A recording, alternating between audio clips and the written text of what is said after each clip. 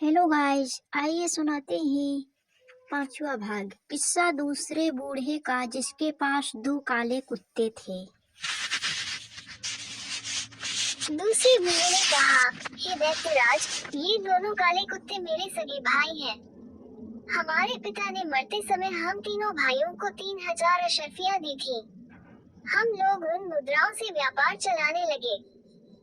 मेरे बड़े भाई को विदेशों में जाकर व्यापार करने की इच्छा हुई, सो उसने अपना सारा माल बेच डाला और जो वस्तुएं विदेशों में महंगी बिकती थी उन्हें यहाँ से खरीदकर व्यापार को चल दिया।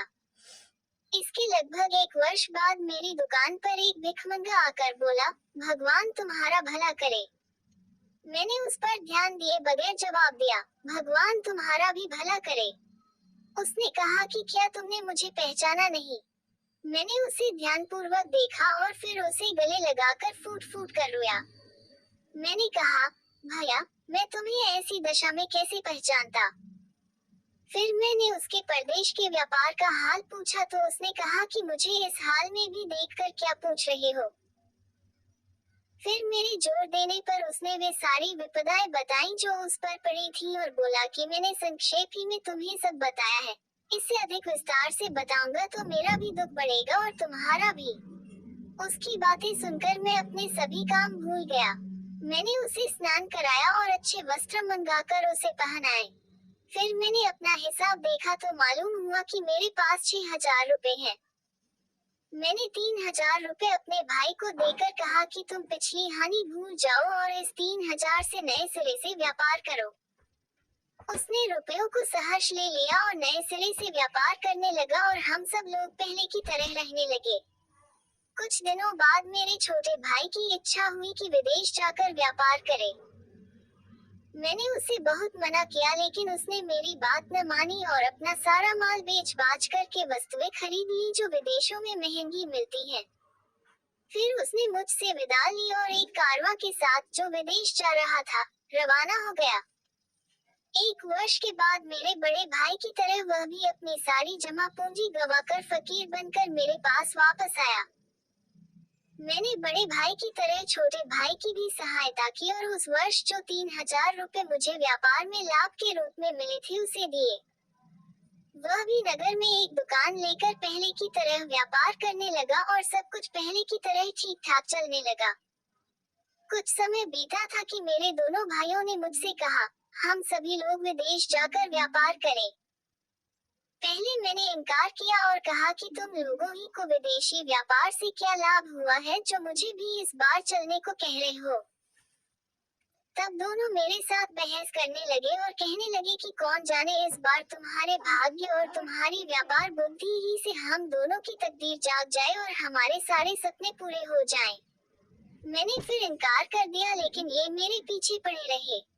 यहाँ तक कि इसी बहस में 5 वर्ष बीत गए और इस अवधि में उन्होंने मेरी जान खा डाली।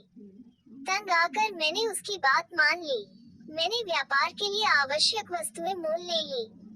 उसी समय मुझे ज्ञात हुआ कि मेरे भाइयों ने मेरा दिया हुआ धन खर्च कर डाला है और उनके पास कुछ नहीं बचा। मैंने इस पर भी उनसे कुछ नहीं कहा। उस समय मेरे पास 12,000 रुपए थे। उसमें से आधा धन मैंने दोनों को दे दिया और कहा कि भाई, बुद्धिमानी और दूरदर्शिता इसी में है कि हम अपना आधा धन व्यापार में लगाएं और आधा अपने घर में छोड़ जाएं। अगर तुम दोनों की तरह इस बार भी हम सबको व्यापार में घाटा हो तो उस समय घर में रखा हुआ धन काम आएगा और हम लोग उसे व्यापार में लगाकर अपना काम चलाएंगे। चुनांचे मैंने उन्हें 3,000 रुपए दिए और इतनी ही राशि अपने लिए रखी और बाकी 3,000 रुपए अपने घर में एक गहरा गड्ढा खोदकर उसमें दबा दिया। फिर हमने व्यापार की वस्तुएं खरीदी और जहाज पर सवार होकर एक अन्य देश को निकल गए। 1 महीने बाद हम कुशलतापूर्वक एक नगर में पहुंचे और व्यापार आरंभ किया। हमें व्यापार में बहुत लाभ हुआ।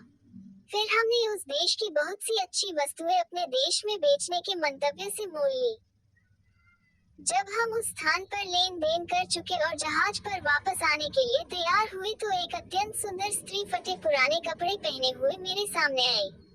उसने जमीन पर गिरकर मुझे सलाम किया, मेरा हाथ चूमा और मुझसे निवेदन किया कि मेरे साथ विवाह कर लो।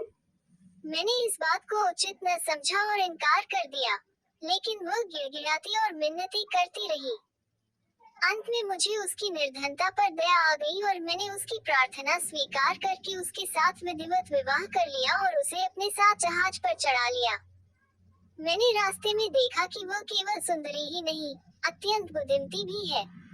इस कारण मैं उससे बहुत प्रेम करने लगा। किंतु मेरे इस सौभाग्य को देखकर मेरे दोनों भाई जल मरे और मेरी जान के दुश्मन हो गए। उनका विद्वेष यहाँ तक बढ़ा कि एक रात जब हम दोनों सो रहे थे उन्होंने हमें समुद्र में फेंक दिया। मेरी पत्नी में जैसे कोई अलौकिक शक्ति थी। ज्यों ही हम दोनों समुद्र में गिरे वह मुझे एक द्वीप पर ले गई। जब प्रभात हुआ तो उसने मुझे बताया कि मेरे कारण ही तुम्हारी जान बची है। मैं वास्तव में परिहर जब तुम जहाज पर चढ़ने के लिए तैयार हो रहे थे तो मैं तुम्हारे यौवन और सौंदर्य को देखकर तुम पर मोहित हो गई थी और तुम्हारे साथ प्रणय सूत्र में बंधना चाहती थी। मैं तुम्हारी सहृदयता की परीक्षा भी लेना चाहती थी, इसलिए मैं फटे पुराने कपड़े पहनकर भिखारिनियों की भांति तुम्हारे सामने आई। मुझे इस बात की बड़ी प्रसन्नता हुई कि तुमने मेरी इच्छा पूरी की। तुमने मेरे साथ जो उपकार किया है उससे मैं ऋणी होना चाहती हूँ, किंतु मैं तुम्हारे भाइयों पर अत्यंत कुपित हूँ और उन्हें जीता न छोड़ूंगी। उसकी बातें सुनकर मुझे घोर आश्चर्य हुआ। मैंने उसका बड़ा एहसान माना और अत्यंत दीनता पूर्वक कहा कि तुम मेरे भाइयों को जान से न मारो। यद्यपि उन्होंने मुझे बड़ा कष्ट पहुंचाया है, तथापि मैं यह नहीं चाहता कि उन्हें ऐसा कठोर दंड दिया जाए। मैं जितना ही अपने भाइयों की सिफारिश करता था उतना ही परी का क्रोध उन पर बढ़ता जाता था। वह कहने लगी कि मैं यहाँ से उड़कर जाऊंगी और उन दुष्टों समेत उनके जहाज को डुबो दूंगी। मैंने फिर उसकी खुशामद की और उसे परमेश्वर की सौगंध देकर कहा कि तुम उन्हें इतना कड़ा दंड न देना। सज्जनों का काम यही है कि वे बुराई के बदले भलाई करें। तुम अपने क्रोध को ठंडा करो और यदि तुम उन्हें दंड ही देना चाहो तो मृत्यु दंड के अतिरिक्त जो दंड चाहो दे दो। मैं उसे इस तरह समझा बुझा और मना रहा था कि उसने एक क्षण में मुझे उड़ाकर मेरे मकान की छत पर पहुंचा दिया और स्वयं अंतर्ध्यान हो गई। मैं छत से उतरकर घर के अंदर आया। फिर मैंने गले से अपने दबाए हुए 3000 रुपए निकाले और दुकान में जाकर फिर कारोबार करने लगा। जब मैं दुकान से घर को वापस आया तो मुझे ये देखकर आश्चर्य हुआ कि मकान के अंदर 2 काले कुत्ते मौजूद हैं। मुझे देखकर वे दुम हिलाते हुए मेरे पास आए और मेरे पांवों पर सर रख कर लौटने लगे। उसी समय वह परी मेरे घर में आई और मुझसे बोली कि इन कुत्तों को देखकर घबराना नहीं, ये तुम्हारे दोनों भाई हैं। ये सुनकर मेरा तो खून ही सूख गया। मैंने दुखी होकर परी से पूछा कि ये कुत्ते कैसे बन गए। उसने कहा, मेरी एक बहन है जिसने मेरे कहने पर तुम्हारे जहाज को माल असबाब समेत डुबो दिया और तुम्हारे भाइयों को 10 वर्ष के लिए कुत्ता बना दिया। ये कहकर परी अंतर्ध्यान हो गई। जब 10 वर्ष व्यतीत हो गए तो मैं अपने भाइयों को साथ लेकर इधर आ निकला और इस व्यापारी तथा इस हिरनी वाले वृद्ध को देखकर यहाँ रुक गया। यही मेरी कहानी है। हे दैत्यराज, आपको ये कहानी अद्भुत लगी या नहीं? दैत्य ने कहा, वास्तव में तेरी आपबीती बड़ी अद्भुत है। मैंने व्यापारी के अपराध का 2/3 भाग भी माफ कर दिया। इस पर तीसरे बूढ़े ने इन दोनों की तरह दैत्य से कहा कि अब मैं भी अपना वृतांत आपसे कह रहा हूँ। यदि आप इसे भी अद्भुत पाए तो कृपया व्यापारी के अपराध का बाकी 3/4 भाग भी क्षमा कर दें। दैत्य ने यह बात स्वीकार की। अब अगला छठा भाग अगले एपिसोड में सुनाते हैं।